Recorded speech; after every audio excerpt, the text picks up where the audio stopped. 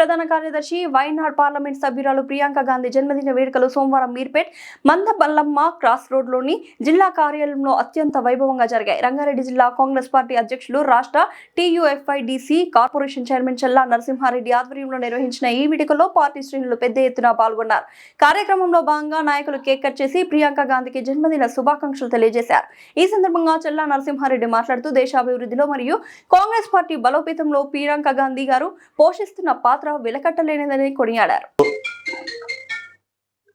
54వ సంవత్సర జన్మదిన శుభాకాంక్షలు చెప్తూ ప్రియాంక గాంధీ గారికి యావత్ భారతదేశంలో ప్రియతమ నాయకురాలు ప్రియాంక గాంధీ గారు జన్మదిన జరుపుకోవడం అన్ని రాష్ట్రాల్లో ఏదైతే ప్రియాంక గాంధీ గారి జన్మదినం వాయునాడు ఎంపీగా పార్లమెంట్లో నూతనంగా భారతీయ జనతా పార్టీ ఏదైతే నరేంద్ర మోడీ గారు ప్రధాని ఏ సమస్యను తీసుకొచ్చి జనాలలో ప్రియాంక గాంధీ గారు స్పష్టతగా ఆనాటి ఇందిరాగాంధీ గారు వారి నాన్నమ్మను మరిపించే విధంగా పార్లమెంట్లో మాట్లాడడము, వారి నాన్నమ్మ ఇందిరాగాంధీ గారిలాగా గలమెత్తడం పార్లమెంట్లో, మరి వారి తండ్రి అయిన రాజీవ్ గాంధీ గారి ఆలోచనలతో యువతకు ప్రాధాన్యత ఇవ్వాలనే దృఢ సంకల్పంతో ఇలా అన్ని రాష్ట్రాల్లో ఎలక్షన్లో క్యాంపెయినింగ్గా తిరగడం, మన తెలంగాణ రాష్ట్రంలో ఎలక్షన్స్ కంటే ముందు క్యాంపెయినింగ్గా వచ్చి ఎల్బీ నగర్లో తెలంగాణలో కాంగ్రెస్ ప్రభుత్వం వస్తే మహిళలకందరూ కూడా ఉచిత బస్సు ఇస్తానని చెప్పడం జరిగింది.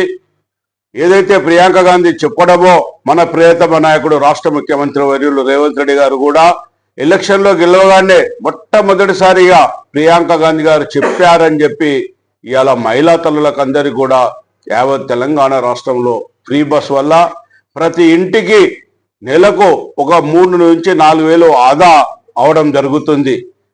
ప్రియాంక గాంధీ గారు రేపు భవిష్యత్తు తరాల్లో భారతదేశంలో మంచి పరిపాలన అందించే విధంగా ముందుకు సాగుతున్నారు.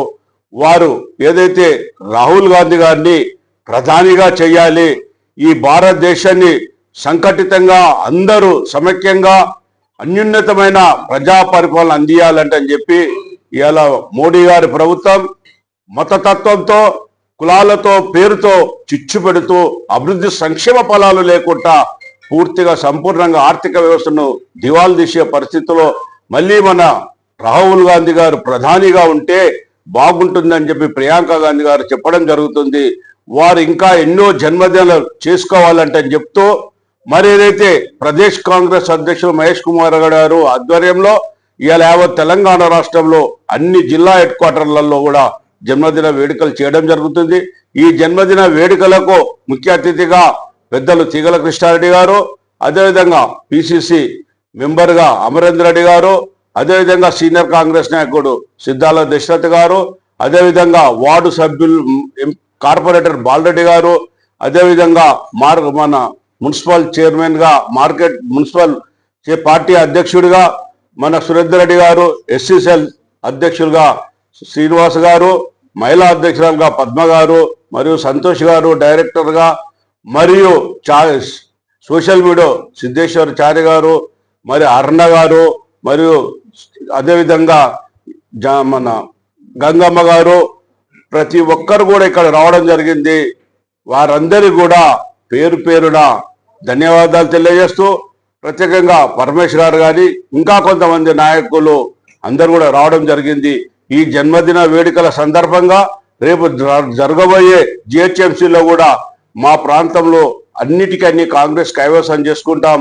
మా ప్రియతమ నాయకుడు ఏదైతే రేవంత్ రెడ్డి గారు చేస్తున్న అభివృద్ధి సంక్షేమాలు మన గ్రామ పంచాయతీలో చూసాం. 67% కాంగ్రెస్ సర్పంచులు గెలవడం జరిగింది. మళ్ళీ రేపు తప్పకుండా హైదరాబాద్ను కైవసం చేసుకుంటామని చెప్పడం జరుగుతుంది.